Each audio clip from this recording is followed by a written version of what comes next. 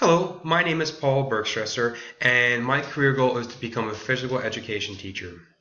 Physical educators teach physical activity, psychomotor skills, and as well as the importance of living a lifetime commitment to physical activity. Physical education is simply not about learning rules and games. It's about integrating the importance of a life of physical activity and learning a healthy lifestyle. Ideally, I'd like to work in the high school setting. I found from my years of experience coaching soccer with a wide range of kids that I relate best to students aged 13 to 18. I also look forward to coaching soccer at the high school level again. I have a great desire to get back on the soccer field, helping kids develop a love for the game, as well as teaching life lessons through the sport. In 2013, the American Alliance for Health, Physical Education, Recreation, and Dance, the National Association for Sport and Physical Education, and several smaller professional physical education organizations combined to create a single national organization called Shape America. By consolidating all these resources from all the national organizations, they've created a powerful, organized, one-stop shop for everything physical educators would need. Shape America provides a litany of information for educators, including current research, webinars, journals, upcoming conferences from around the country. The Pennsylvania State Association for Health, Physical Education, Recreation, and Dance is Pennsylvania's professional organization for physical educators. They offer newsletters, journals, and local and statewide conferences. This organization is a great way to network and share ideas with colleagues from local schools and schools statewide. While becoming a member of this organization is not required, it has been strongly recommended that I join this as a student and maintain my status in the organization as I become a teacher. Despite major national and local budget cuts on physical education, there is projected growth over the next several years. There is also a great demand for physical educators in private schools that are not subject to tax dollars. By 2024, there is a projected growth of almost 60,000 jobs. In order to become a teacher in the state of Pennsylvania, educators are required to have a bachelor's degree and carry a minimum 3.0 GPA. In Pennsylvania, educators are required to pass a state praxis exam in their particular field. Currently, the state of Pennsylvania does not require teachers to gain their master's degree. However, school districts within the state do require to get your master's degree within a given field to be obtained within a certain number of years. I looked into the requirements for two different universities, Lock Haven University and Messiah University. Lock Haven is a state school, where Messiah is a private school. Both have very similar entrance requirements and similar graduation requirements.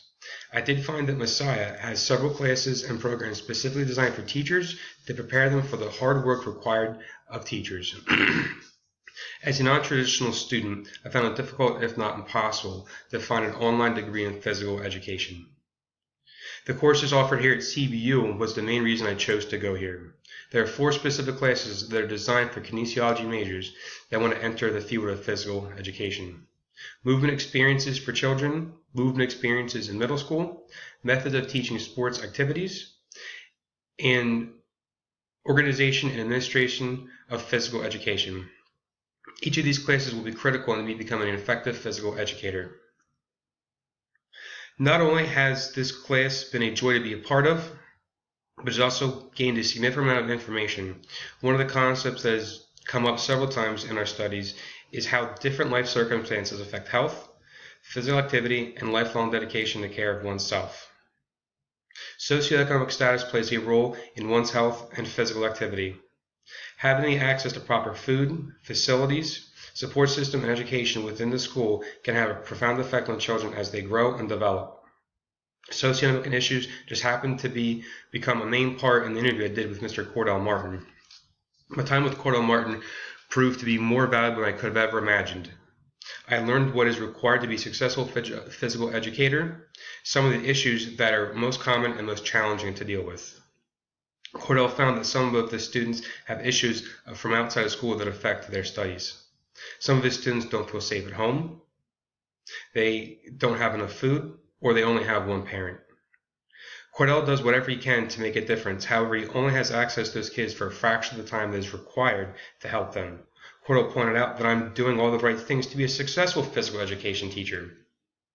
I have the background in coaching and athletic participation, as well as the concept of making physical education a lifetime practice and seeing physical education as more than just teaching the rules of a game.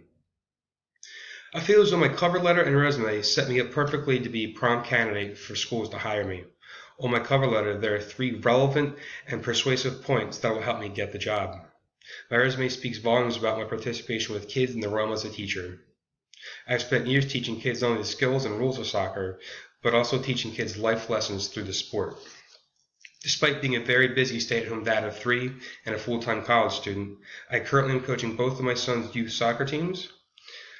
I will also be joining the previously mentioned Pennsylvania State Association for Health, Physical Education, Recreation, and Dance. They offer student membership rates that have access to all the materials, classes, and events. I have also recently joined a new church and I'm looking forward to serving the community in the Appalachian Service Project. This program goes to disadvantaged communities to rebuild homes, schools, and churches. The video of Doug Sherman, who is the CEO of Chick-fil-A, spoke directly to me. He reminds me that God is a worker and he wants us to work. We are all workers and we can all work for him. I found his and his father's rationale for being closed on Sundays to be inspirational. I have run a business for years, and I never understood how a company could pay us up an untold number of dollars. Sunday is a day of rest and a day of God. Doug states in his video that closing on Sundays makes his food taste better on Mondays. He also uses his faith to directly affect the lives of young people, not only giving them the opportunity on Sunday to attend church, but he also teaches them to have kindness, respect, and how to be a polite individual. His company does all of this willingly at the cost of hundreds of millions of dollars. This is proof positive the power of Christ on individuals, youth, finance, and our country. I have always been motivated to become not only a physical educator, but to be the best physical educator.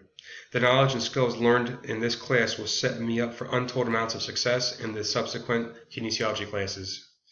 It also lays a strong foundation in becoming a good physical educator. Although this was a challenging class for me, it pushed me to become a better version of myself. The easy things in life won't shape you into the person you want to be. Pushing through difficult times and learning new skills and gaining valuable knowledge will shape me into the educator I want to be, and will help me shape my students into the best that they can be.